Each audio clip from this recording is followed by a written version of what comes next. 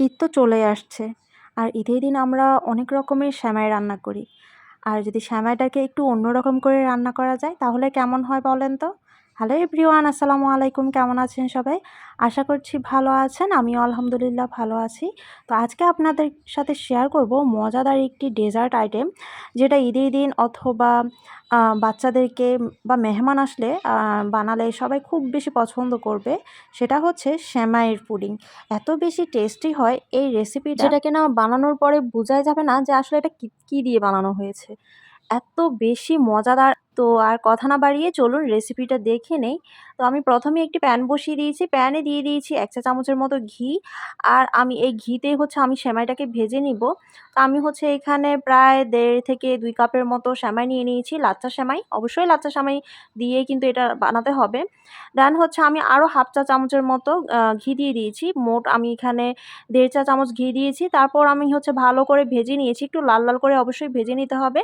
তারপর আমি প্যান থেকে সেই সেমাইগুলো নামিয়ে নিয়েছি একটি প্লেটে, দেখতেই পেয়েছেন। দেন হচ্ছে আমি এখন ক্যারামেল বানাবো। তো ক্যারামেল যেভাবে বানাই আরকি, আমি হচ্ছে বেশ পরিমাণে চিনি দিয়ে দিয়েছি। ক্যারামেল আপনারা যদি আপনাদের প্রয়োজন অনুযায়ী বানাবেন। তো আমি হচ্ছে এখানে ২ টা যেহেতু বানাবো সেমাইয়ের পুডিং, তো সেজন্য হচ্ছে আমি ২ টার জন্যই হচ্ছে ক্যারামেলটা তৈরি করেছি। দেখতেই পেয়েছেন খুবই সহজেই কিন্তু ক্যারামেল তৈরি করি আমি। কোনো রকমের পানি ছাড়াই আমি প্যানের মধ্যে চুলা জালটা প্রথমে হাই হিটে দেই। তারপর হচ্ছে যখন একটু গলে আসে তখন হচ্ছে আমি লো ফ্লেমে দিয়ে তারপর হচ্ছে ক্যারামেলগুলো একটু সময় নিয়ে বানিয়ে নেই। এই তো হয়ে গিয়েছে। আমি হচ্ছে ২ টা পাত্রে ক্যারামেলটা সেট করে নিয়েছি। আর আমি অন্যদিকে হচ্ছে পুডিংয়ের জন্য যে মিশ্রণটা বানাবো ওইটা তৈরি করে নিচ্ছি, দেখতে পাচ্ছেন। তো একটি বড় বাটি নিয়ে নিয়েছি। তো ওইটাতে হচ্ছে আমি ৬ টা ডিম ভেঙে নিয়েছি। আর এখানে দিয়ে দিয়েছি সামান্য একটু এলাচের গুঁড়া, আর হচ্ছে দিয়ে দিয়েছি ২ টেবিল চামচের চিনি। যেহেতু আমি ক্যারামেলটা মিষ্টি মানে চিনি দিয়ে তৈরি, তো সেজন্য হচ্ছে ক্যারামেলের মিষ্টিতে অনেক বেশি মিষ্টি হয়ে যাবে। তো আপনারা আপনাদের টেস্ট অনুযায়ী চিনিটা দিবেন। তো আমি এমনিতেই মিষ্টিটা কম খাই, সেজন্য হচ্ছে আমি চিনিটা কম দিয়েছি। এরপর হচ্ছে আমি ভালো করে একটি হ্যান্ড উইচের মাধ্যমে ভালো করে মিক্স করে নিয়েছি। আর আমি হচ্ছে প্রায় এখানে ১.৫ থেকে ২ কাপের মতো হচ্ছে গরুর দুধ দিয়ে দিয়েছি।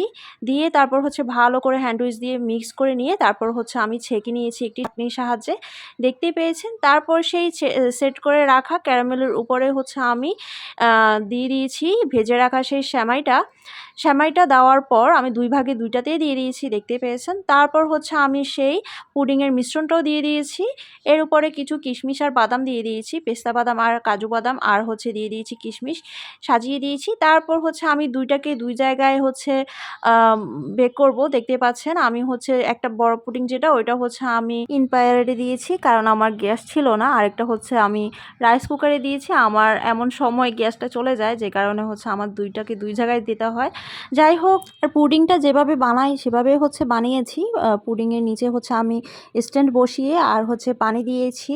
পানিটাও হচ্ছে পুডিং যেভাবে বানাই আরকি, আমি সবসময় বলি যে পুডিংয়ের ৩ ভাগের ১ অংশ পর্যন্ত হচ্ছে পানি থাকবে। তো ওইভাবেই হচ্ছে আমি পুডিংটা বসিয়েছি। আর আধা ঘন্টার মধ্যে কিন্তু আমার পুডিংটা হয়ে গিয়েছে। পুডিংটা নামিয়ে আমি কিন্তু ঠান্ডা করে ফ্রিজে রেখেছিলাম।